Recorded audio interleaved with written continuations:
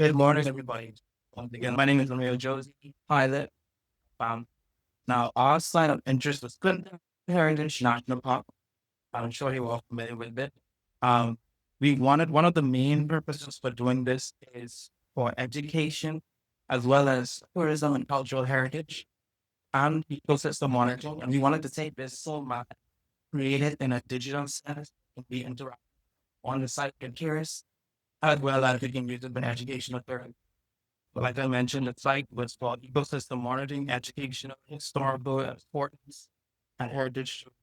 The actual site is about 208 acres, but we mapped more than here on the Western Planet Providence, changed hands over centuries from slave owners from the loyalist times.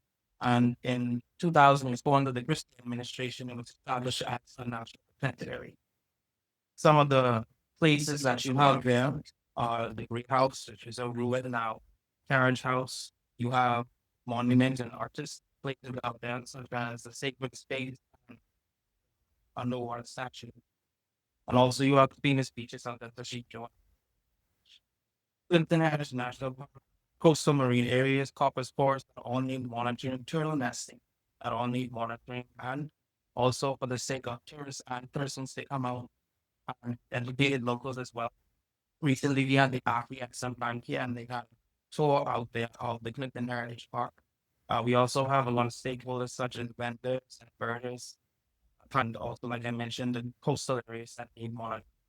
Near the Clifton Heritage Park, then we also have 𝗛𝗶𝗃𝗵𝗹𝗶 that has 𝗛𝗶𝗃𝗹𝗶 and 𝗔𝗽𝗽𝗹𝗶 that can, and we've heard in the past, at the coastal area. So we want to keep up with that and find out what's going on with that. I'll let my colleague take over. Once a drones like request have been approved by the US coordinator, the next step is to actually create our plan for the slide for the maps for the mission itself. You can see on the screen there, we have 3 different flight plans which we need to accomplish this mission. The first one was flown on the 13th of June this year, of course, and the other 2 were flown on the 19th of June.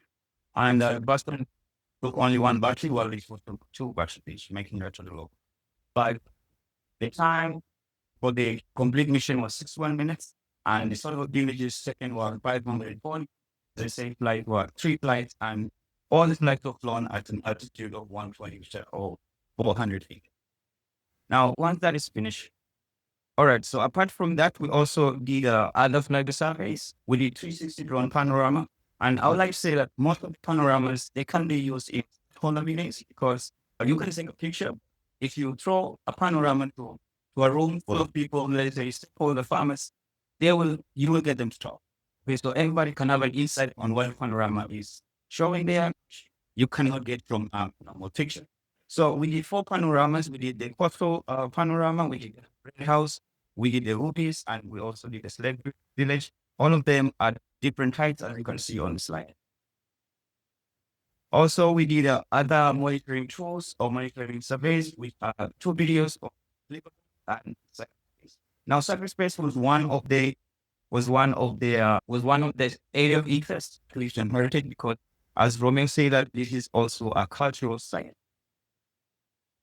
Now, mapping the results or after the mission has completed, okay, we have to go back to drone deploy and actually process the results. You can see this is the dashboard. This is the drone deploy dashboard. You can see fly, upload, explore, and report. So on the fly, what we do there is we have all the flight mission which we did, all the flight plans which we did. And then once we get the data, for example, in Clifton, we get 540 pictures.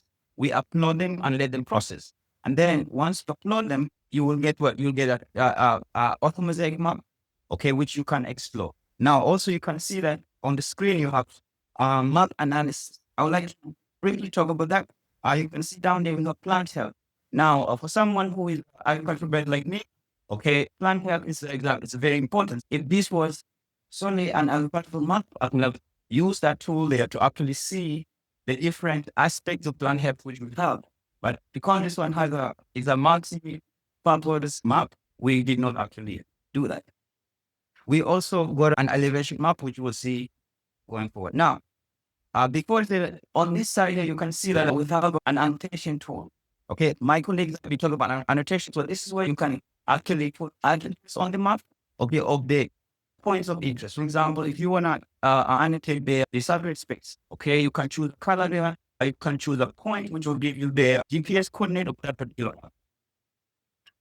Okay, and this is our annotation map.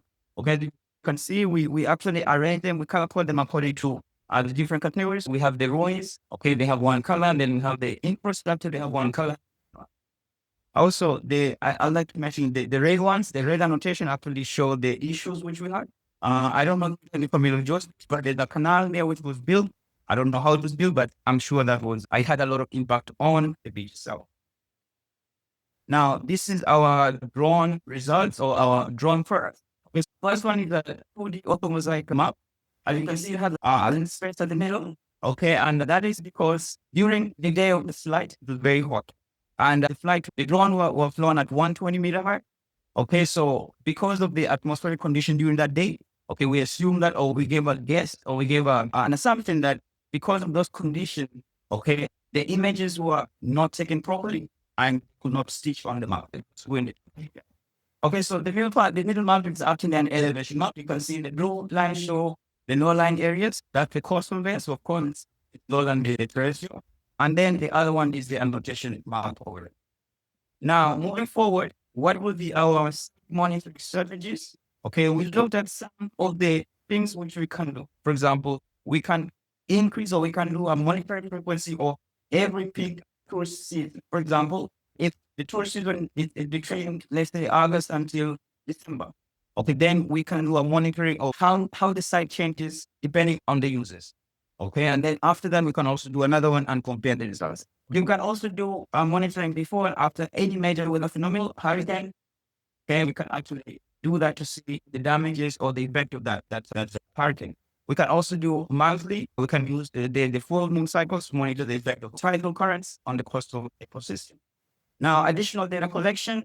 Of course, we have to do ground footprint surveys. For example, if we want to know exactly where the turtle nesting areas are, we have to go to Clifton and where it is. Okay, any illegal activity, we can also do that by going straight to the site and actually look at the point where people may be down.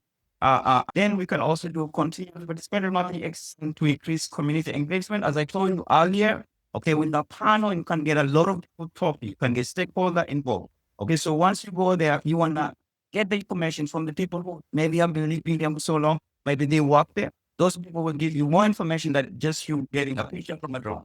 And then the last one is to use US fixed surveys like photo plans for specific areas of interest. For example, the turtle nesting areas, birding site. Those one you can just use a picture, okay, and then you can geolocate it and you'll know exactly. So this is where the turtle nest. This is where you can go and watch this migratory birds or any type of birds which are there. And with that, I'd like to thank everyone. Thank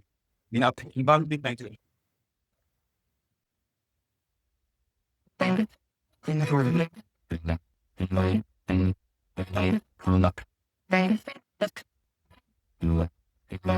you.